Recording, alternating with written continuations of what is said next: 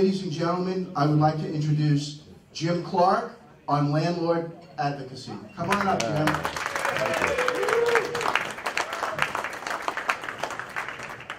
Tonight we're going to talk about the legal landscape of the residential buy and hold model on Long Island. Before I get started, I just want to talk a little bit about the historical perspective on this. There you go. Basically, it's a business model that's been around for thousands of years. Thousands of years. In ancient Rome, peasants were bound to the land, and they were dependent on their landlords for protection. In feudalism in medieval Europe, it became more formal, structuring society around relationships from holding land in exchange for labor. The relationship developed significantly over time, but it's primarily characterized by the same thing, the landlord having the land and getting payment from a tenant. And this hasn't changed in all of that time. So think about that for a minute. We've had empires rise and fall. We've had revolutions ignite. The King of France got his head chopped off. We've had 2 world wars. We've had the plague. We've had the discovery and the founding of the United States of America. And through all that one simple transaction, the landlord-tenant deal. Landlord's got the land and tenant pays the rent. It withstood all that turmoil. So there's not too many business models with that kind of longevity. So why is this historical perspective so important? Well, it's because these ancient customs, they're ingrained in who we are, in our society, in what we do, and in our laws. Our present-day legal system is based on all of this history. And it's a big deal because thanks to this history, the custom, and these laws, landlords get rent payments every single month, without fail. So much so that it's just a trace amount of rent payments that don't get paid. All right?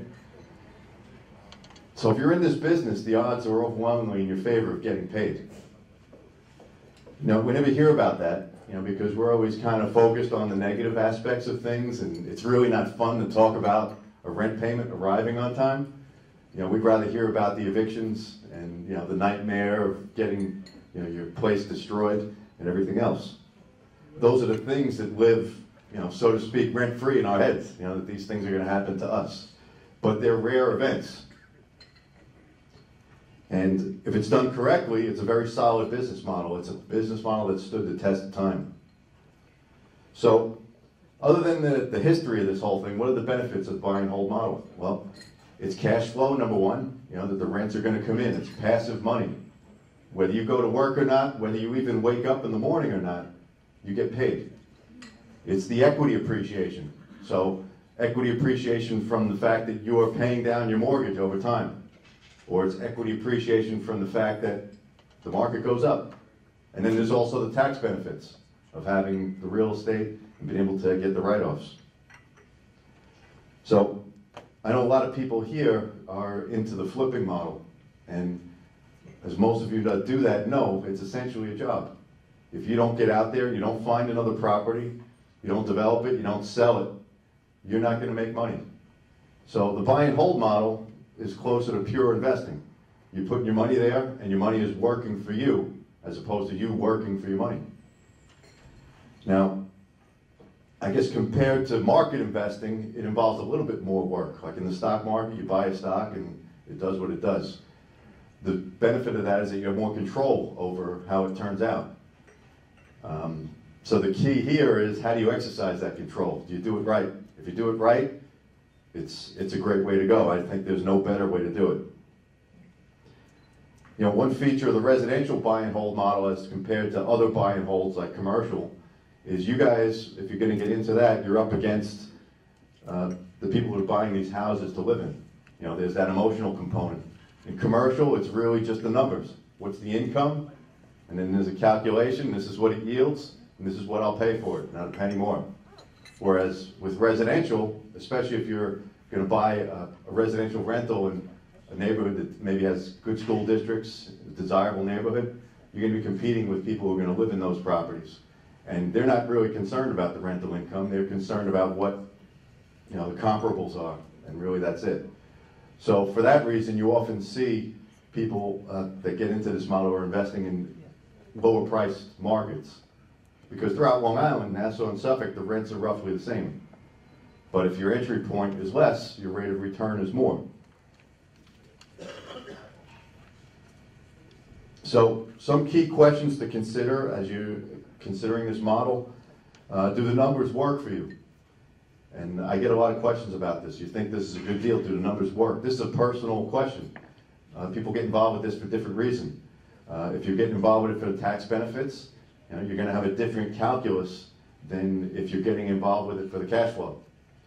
So it's going to become a personal question. Can you handle the physical and mental toll that it takes on you? Because it will. You know, at some point the rent won't come in on time. How are you going to feel about that? Tenants not caring for your house the way you would care for it yourself. Or the good old 1 a.m. call. You know, they're not calling to see how you're doing. They're calling because there's a big problem. They expect you to do something about it right then and there. If it works, and it's something that you want to try, or maybe you're already in it, how do you make the most of it? Well, that's what we're going to talk about here tonight. So, I see the slides are off on their own, but that's all good. Just want to talk a little bit about my background and what qualifies me to talk to you about this today. You know, I'm an attorney. I represent landlords and active real estate investors. That's really all I do. But that's just one moment in time. You know, how did we get here?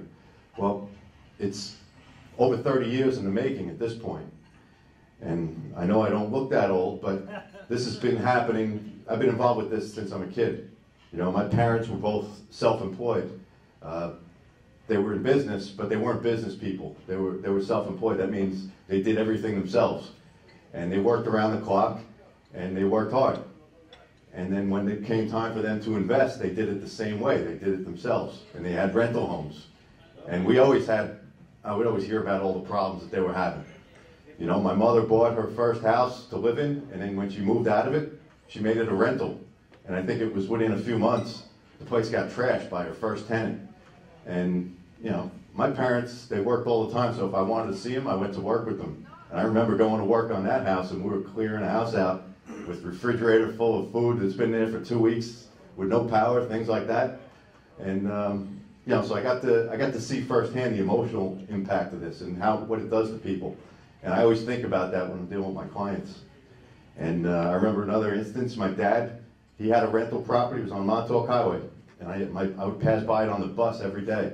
And I remember one day I passed by it in the bus, and it was actually just a pile of rubble. And I was like, interesting. And then I went about my day at school. I didn't think much of it at the time because they really didn't tell me much, but I knew there was a lot of tension in the household at that time. Well, I found out later that he had a bad problem with tenants there. And so much so that he went through the legal process, it didn't work. And now he was in construction, and he's kind of a rough guy. He's like a guy that I would never mess with. So I was a good kid. And, you know, he had heavy construction equipment, and he was at his wit's end. And he also had friends in the police department. And one day he called them up, and he said, guys, can you just keep the property clear for me for just a few hours? Make sure none of your people go there. Sure, no problem. They were good friends. And he went in there with his heavy equipment and a few guys, and he physically removed the tenants himself, knocked down the house himself, and said, go try getting back in there now. So, yeah, these are extremes. This is where I come from. The sins of my father. No. Anyway, these are extremes, but I've lived through this stuff. I've lived through it from the side of being the kid in the house, seeing all this stuff going on, and it's made it so that really nothing surprises me. So, you know, people come to me with problems all the time, and they're really bad problems, and I just deconstruct it and think about how we can fix it because I've seen really bad stuff. I wouldn't wish any of this on anybody, but, you know, it's made me who I am today, and it's made me where I'm very sensitive to what my clients go through. So when it's just an eviction, and some people would think, all right, well, this is the law, and this is what we're going to do, and this is how we're going to get them out. I'm thinking about the kids in that guy's house and what they're going to be going through through the whole process. So later on, I ended up in law school, and the first thing I did, because I really wanted to get involved with landlord-tenant stuff, is I volunteered in a landlord-tenant clinic, you know, basically helping tenants, reading cases, figuring out laws that they could turn the tables on their landlords. Very interesting. I got to see what things look like from the tenant perspective. Then when I was working as an attorney, I worked at a big firm in Wall Street. I was making decent money, so I started buying rental properties. And it wasn't long before I started having my own problems, and the rents weren't coming in on time. And having to think about, the business aspect of this, like, wow, when it was working, my mortgage was getting paid down. I was looking at the principal getting paid down every month, like, this is great. Time is on my side. I'm just working, and that's happening. And then all of a sudden, somebody didn't pay, and I had a default. And I got to see how time is no longer on my side, because I need to pay this mortgage by the 1st of the next month, and this guy's not paying me, or having to deal with tenant turnovers.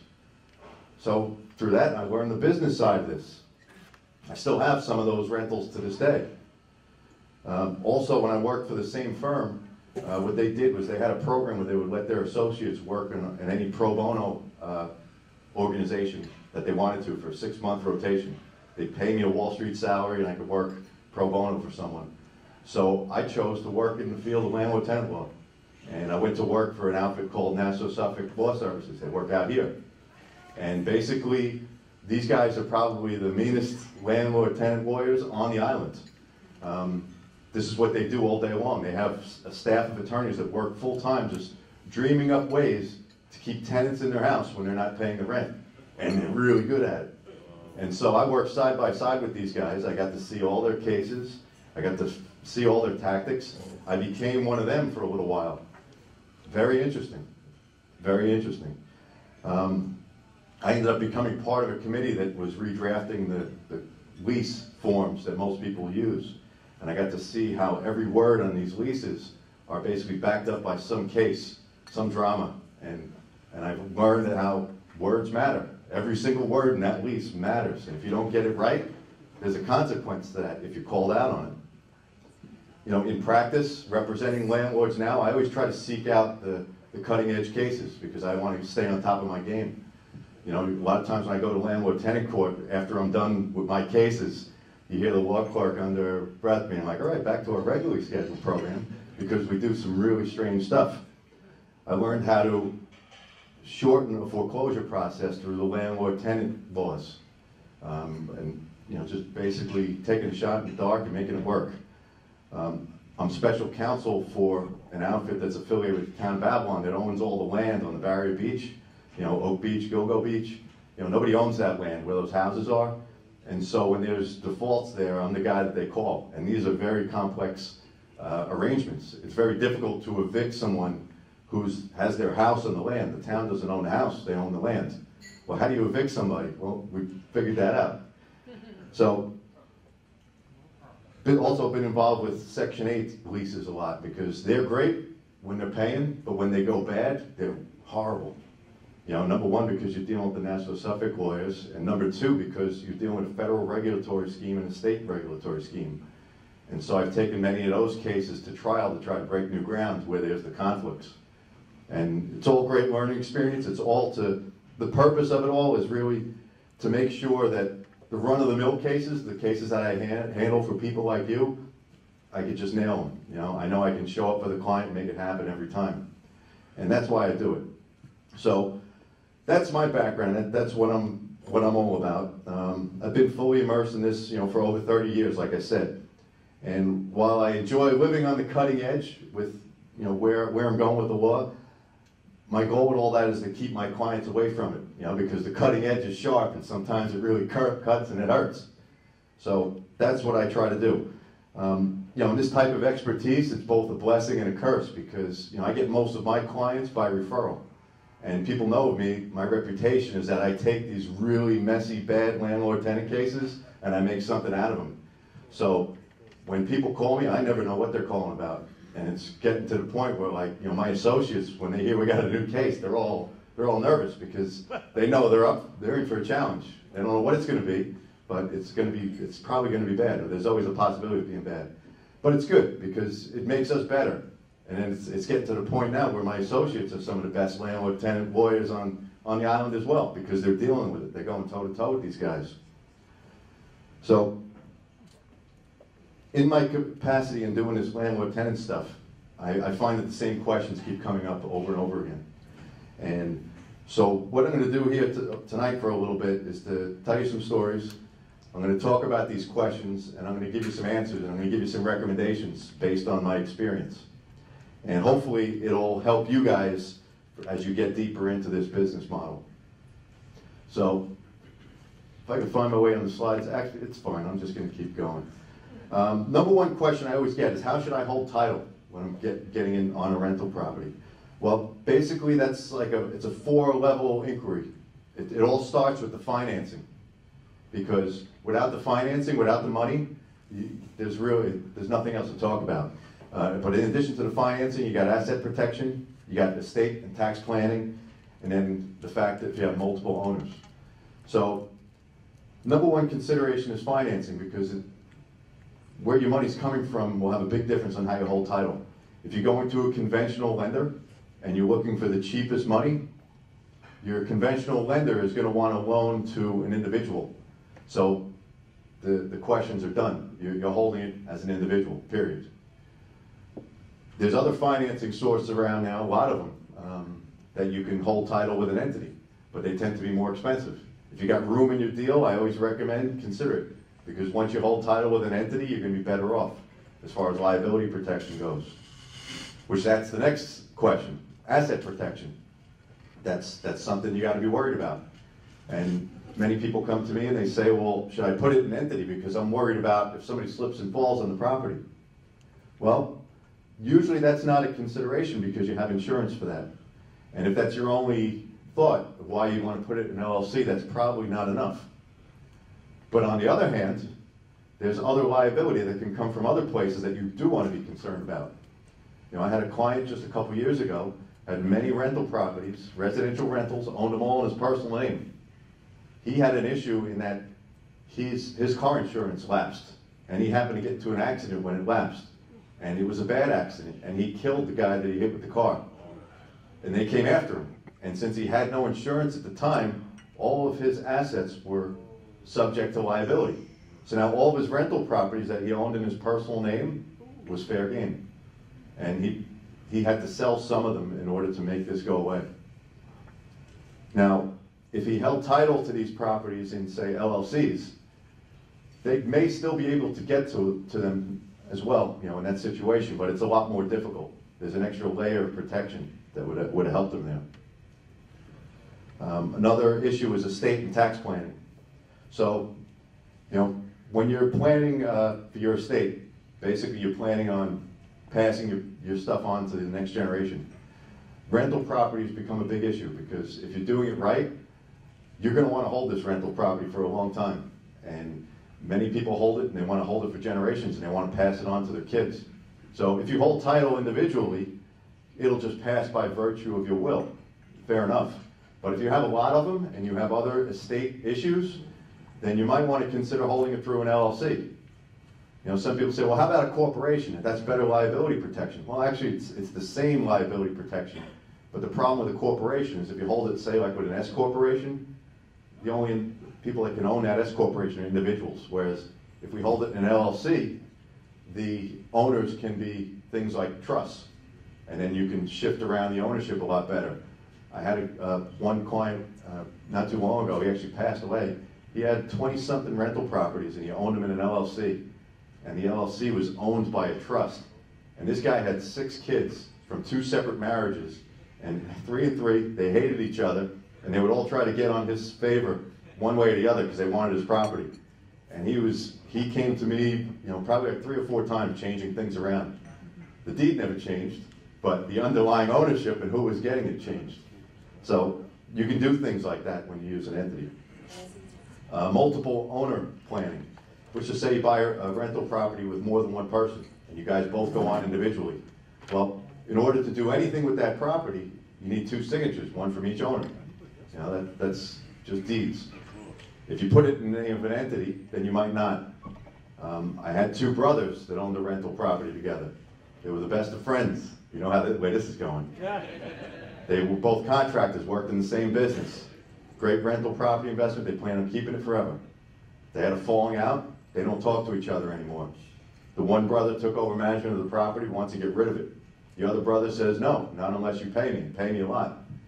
And so they sit there, and for years now, just thinking about how they're going to get out of the situation, because neither one of them wants to start a partition action, because that's expensive and they got a mortgage, and by the time they're done, there's not going to be anything left. So these are the things that I think about when somebody asks me, well, how should I hold title? My recommendation is hold title with an LLC, unless the financial constraints dictate otherwise. If you're buying a property because of cheap financing, then you have no choice. But otherwise, use an LLC. The other question I get is, should I put it in separate LLCs or one LLC? For liability purposes, it's better to do separate. But for management purposes and for other reasons, you might want to consider putting all your rental properties into one. You know, I have one client who is having a strategy right now of buying as many single-family rentals as he can. He's putting them all in the same LLC. When he's done, he's going to sell it off as a portfolio, do a 1031 exchange into a commercial property. With that strategy, it's better to hold it in one LLC. The other question I get all the time is, how do I know it's a good rental property? Well, since we're talking about the legal aspects of it, I'm not going to really get into the financial and the physical characteristics, even though they're very simple calculations.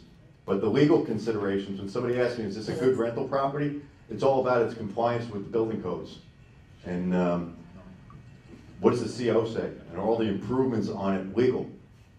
If they're not, it's a minefield of problems. And I'll tell you why. Basically, first of all, everybody here knows what a CO is. Basically it's the piece of paper that the town has that says what's on the property and what's legal. It runs with the land. On the other hand, you have things like permits, like rental permits. Those are personal to the owner. When you buy a property, you don't get the benefit of that rental permit. You get the benefit of knowing that it was permittable at some point, but you don't get the rental permit. So when you're buying a rental property, you want to make sure that all the improvements on it are legal. If they're not, you want to factor in what is it going to cost to get it legal. And that means everything. How many bedrooms does it have? I have one client now that's wrestling with the town of Brookhaven because they're saying they want to give him a rental permit for a 3-bedroom house, but he has a 4th bedroom in the basement. This is making a difference on the amount of rent he's going to get with a Section 8 tenant. And so he's probably not going to get that 4th bedroom because it's in a basement.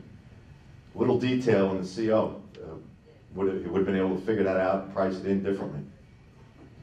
Another thing is that the law recently changed, end of November 2017, so a little more than a year ago now.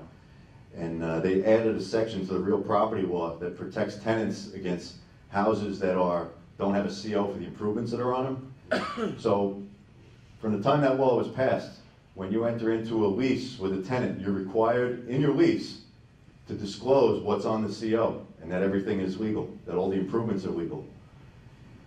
What are the consequences for not doing that? Well, your lease is void. And the statute was written pretty strictly, and it's not something you could write a paragraph in your lease that said, oh, tenant waives the right to see a CO. You can't waive it. So a lot of people end up getting leases, and they think they have a lease, but it ends up being void because of this new law. Yes, question? Is that by town or county? Or? This is a New York State law, so this is statewide. Yeah, so basically, to enter into a written lease, that written lease now must include information about the CO. When I do it now, we include it as an exhibit. Now let's just say you have a CO, but the CO doesn't have everything legal. Some of my people are saying, well, I'll just attach the CO and it'll be fine, right? No, it's not going to be fine if you have improvements that aren't listed on that CO. The lease still would be void. So what happens if a lease is void? Now all those terms that you work to put in to dictate how the relationship is going to play out, gone. You got a month-to-month tenancy that's based on the statute. If you want to terminate it, look at the statute. All of your lease provisions that say if you got to evict somebody, you get additional rent, like attorney's fees, gone. So, just something to think about. So my recommendation, after that, is to make sure your property is in compliance. Get a good look at your COs before you buy it. And if you have properties, pull the CO anyways, get a look at it and see if you're in compliance, so you know that when you do enter your lease next time, you can actually have a lease as opposed to a voided lease. Questions about marketing the rental. I often hear, how much rent should I charge? And with this, I often recommend, it's got to you got to find a middle ground. There's a lot of reasons why you want to charge a highest rent possible, because it's more money. But usually in this situation, unless you got a top-notch rental that's basically pristine in a very high demand market, and you can absorb turnover, because that's usually what happens when you put it too high, you probably want to go a little lower. I have clients that intentionally put their rents below market because they know that's like a tenant retention policy. They're not going to move, because if they move anywhere else, it's going to be more expensive. And they just want the security of knowing that the money's there all the time. Again, it's a personal decision that you'd have to make on that. Dealing with realtors. I often get asked, should I have a realtor market my rental? My recommendation is yes. Find a good residential leasing agent. They're worth their weight in gold. You get more exposure.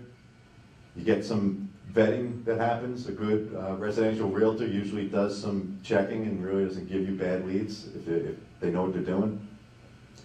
The downside is that the tenant pays the commission. Usually it's like 1 month's rent, and the tenant pays it, and some tenants might not have the money. But then again, if they don't have the money, maybe you don't want them. Another drawback of using a realtor is if you are marketing an illegal rental, a realtor won't touch it. They really can't. Another reason why you want to make sure everything is legal. Subsidized housing. How do I market to Section 8 and things like that? Usually lower income people qualify for this. Lower income people also qualify for Nassau, Suffolk law services. So they're great when the rent comes in, but when the rent doesn't come in, you just got to prepare yourself for battle, and that's all there is to it. In my experience, the subsidies from DSS and SSI, they tend to be more problematic. When I'm in landlord-tenant court, there's always a slew of those cases on the calendar, whereas Section 8, not as many. But even on that end, you got to be careful, because you can't, which we'll get into this with the anti-discrimination stuff, you really can't make a discrepancy, tell a tenant, I don't want you because you're DSS. If you were Section 8, I would take you. In Nassau County, you can't do that anymore. So then the next question comes up, well, which Section 8 housing authority should I deal with? Because each town's got their own housing authority, and then you got CDC, which is all of Long Island. Usually I recommend going with the bigger housing authority. And the reason for that is because it's a bigger pool of applicants, number one. Number two, if you got to get rid of them, they have a larger pool of houses that they can look at to go to, so then you're waiting with less time to get rid of them. Whereas if they're in a town, the chances of there being another Section 8 eligible property in that town are less. Applications and background checks. Should I do them? Absolutely. There's a lot of reasons why you want to do them. Number one, you want to know who you're dealing with. You want to identify who these people are that are going to be living in your house. I had a client once, we took it to trial. We took it to 2 trials because he never checked out who his people were in the house. And they actually turned out to be gypsies.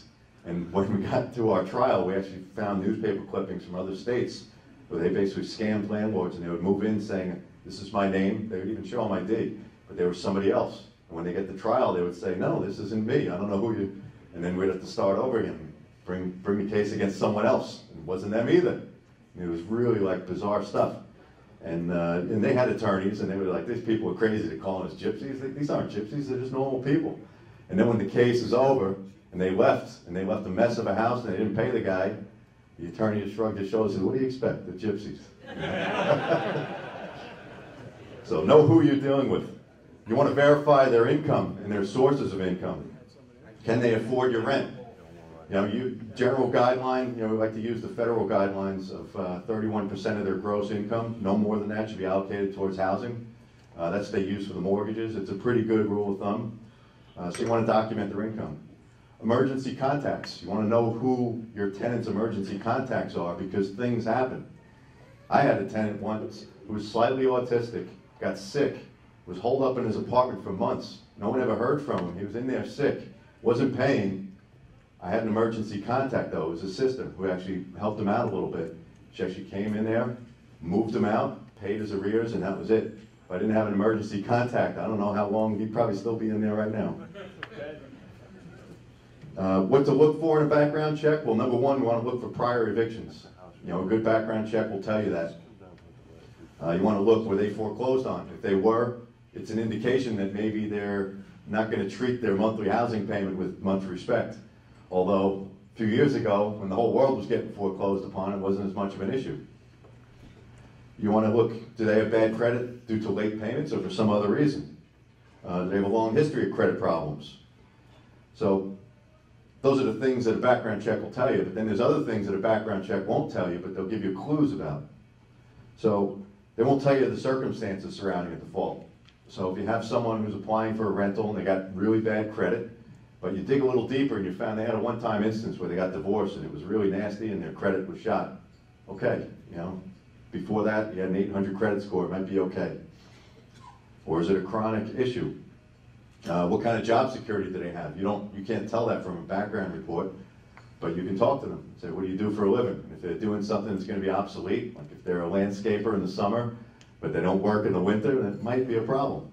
You know? So my recommendation is always do a full background check and thoroughly know who you're dealing with. The other question is, do I need to be concerned about anti-discrimination laws? And this day and age, you absolutely do. There's really not many exceptions to the anti-discrimination laws. Basically, the only exception is an owner-occupied two-family house. So the house that you live in, if you have an apartment in it, you can discriminate against somebody and tell them, I don't want you in here for whatever reason. Other than that, yes, question? Are gypsies a protected class of citizens? Are gypsies a protected? Not yet, but it depends on how you define a gypsy. So I'm going to get into that because the protected classes are race, creed, national origin, sex, age, disability, marital status, military status, sexual orientation, and gender identity. These are all protected classes in New York. And you can't use that as the basis of denying somebody housing. As I mentioned earlier, Nassau County prohibits you from discriminating based on their source of income. So you can't ask them, well, are you getting DSS or SSI? Can't do it. It's off limits. People that are disabled, you're required to make reasonable accommodations. So I'm often asked, you know, what do I got to do? Do I got to make my house ADA compliant? No, you don't have to do that. But if you're renting to somebody and they're disabled and they ask you at their expense to install a wheelchair ramp in the front of your house, you got to let them do it. So my recommendation these days is be aware of all these anti-discrimination laws and stay clear of violations. If you happen to have some prejudices, just keep them in check. And it's a business, and that's all there is to it. What about lease agreements? You know, should you even have a lease? You know, I have debates with colleagues of mine over whether you should even have a lease. If you don't have a CO, you've got a void lease, so it's immaterial. But there are benefits to not having a lease. If you don't have a lease, then you're just subject to the statute. There's no term. It's basically a month to month, and you can cut it off at any time. There's lots of case law backing how these things get decided when there's a problem. The downside is that you're missing an opportunity to define the relationship. There's all kinds of things you can put in leases, and they are mostly enforceable if they're worded correctly. And there are a lot of terms to consider. So what are the types of things that you'd miss out if you don't have a lease agreement? Well, number one, the identity of the parties. We just talked about what happens when you don't know who your parties are. In a lease, they have to identify themselves. The identity of the premises. I had a client once who rented a store, first floor of a store, he had apartments up top, and in his lease he just said, you get the first floor. What the lease didn't say was that the only entrance to the basement was through that first floor, and he had all his utilities in the basement. And that tenant took over the basement, and they fought him on it. And in the process of fighting him on it, the judge said, you really didn't say what the first floor was limited to. How the hell else are you going to get in there is through the first floor? And so the tenant was getting even with them, and since the utilities were down there, they would cut off the power for all his apartments upstairs, one by one. So defining the premises is important. Also the term of the lease. You want to have a 1-year lease, 2-year lease, month to month? The term of the lease matters. If the tenant leaves early, they're liable for the rent that they should have paid for the rest of the term. Rent amounts, you don't necessarily need a lease for that, but you do need it for rent increases. You also need it for what's called additional rent, which is all the extras that landlords would like to tack on, you know, if they have to do maintenance and repair that's the tenant's responsibility, or if they have to take them to court and it costs them money. These are all things that you can add to a lease agreement. Other things you can put in a lease agreement is when the rent is due. You know, sometimes people put rent due on the 15th, sometimes people put it on the 1st. Usually I recommend you leave it to the 1st because then it coincides with the statute as far as the 30-day cancellation. Also, what's included in the rent? Is utilities included or are they not? If you have a multi-unit building and you have utilities coming from one feeder, then you can't make the tenant responsible for the utilities. Otherwise, you have a shared meter situation. When that happens and you're charging tenants for their utilities and it's 1 meter, they can come after you for treble damages, which means 3 times what they paid for the utilities. So it's bad stuff. Other things, you can tell who does what different kinds of maintenances. Also defaults and terminating. How do you terminate a lease? You would want to define in your lease how it gets terminated.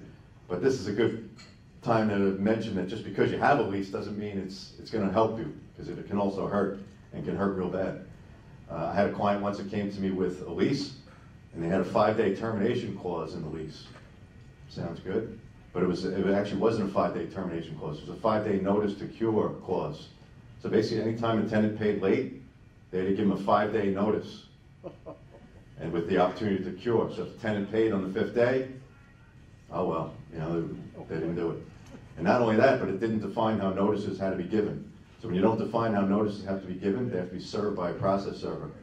So this tenant was wise to this somehow and didn't like the landlord all that much, so he paid late every month. And the landlord shelled out about $150 every month to a process server to go serve a notice. And then he would get his payment, you know, on the 4th day. And he dealt with this, and he also had a lease that had a term on it for a year. So he dealt with this for a year. So these are the things that can happen if, you know, it's not done right. So my recommendation, of course, is to have a lease, but have it professionally done. And not only have it professionally done, but have it done by someone who you would be hiring to do the eviction. So that way, if it does go bad, you have somebody that's accountable if it doesn't go the way they said it would. What about security deposits?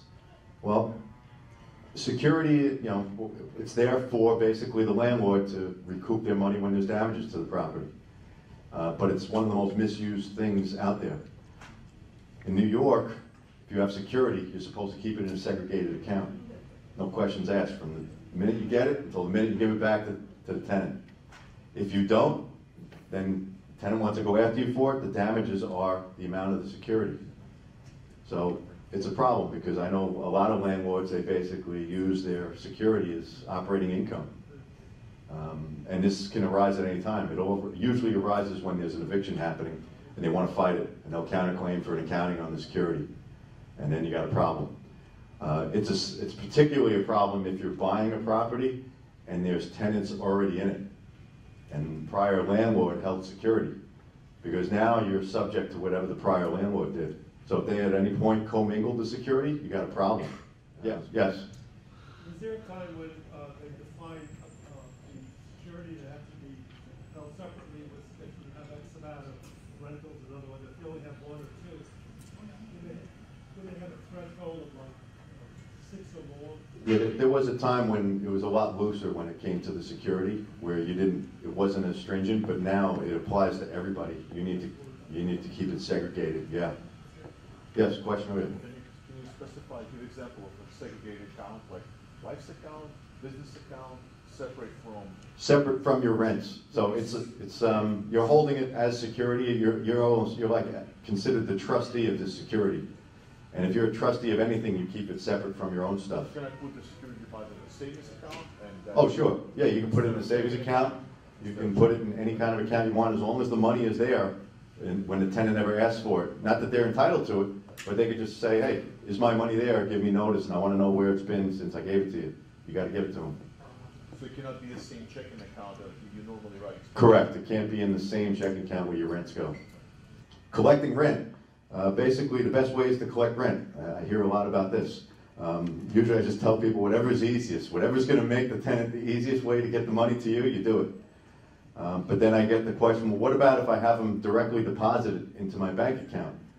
I usually don't recommend that, because there are situations when you're terminating a lease that you can't accept rent, and if they put it into your bank account, they have an argument now that they paid you.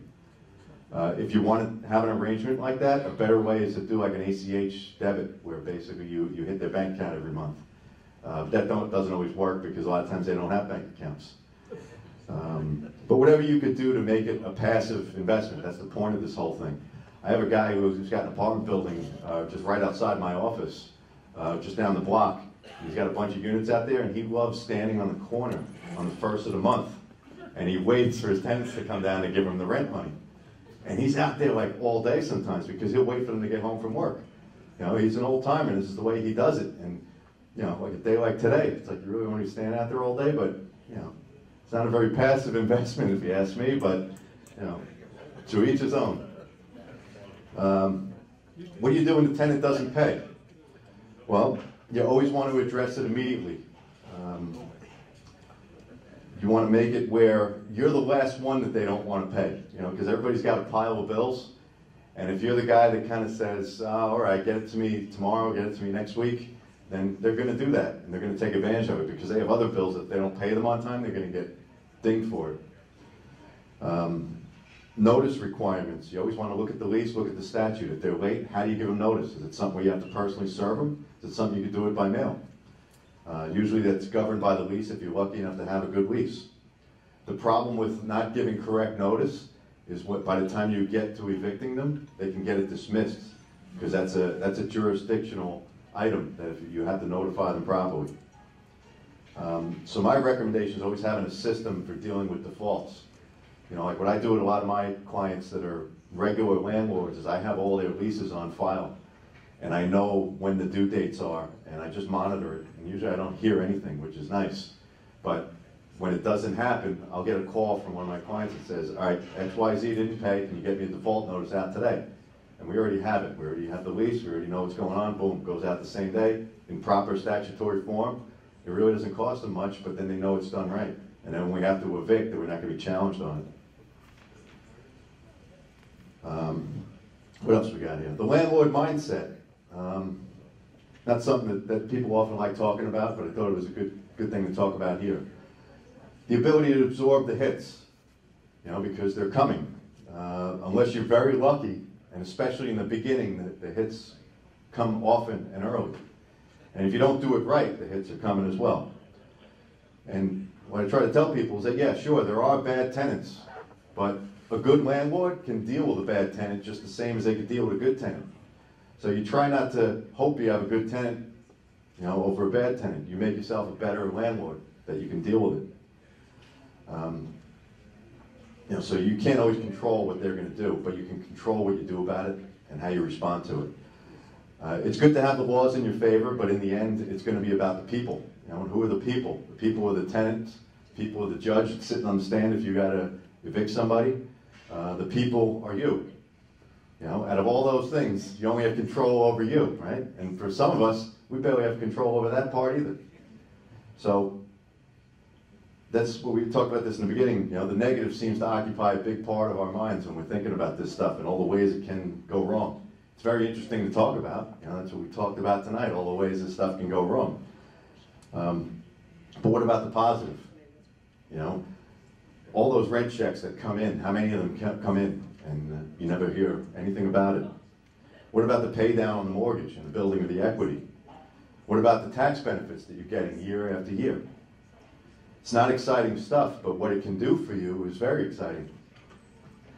My own mindset was that, you know, these things are not free. Yeah, it's a passive investment, but that passiveness always comes with a cost. And the thing was, I couldn't dictate when that cost was going to come. I could not dictate when I was going to get that 1 a.m. call.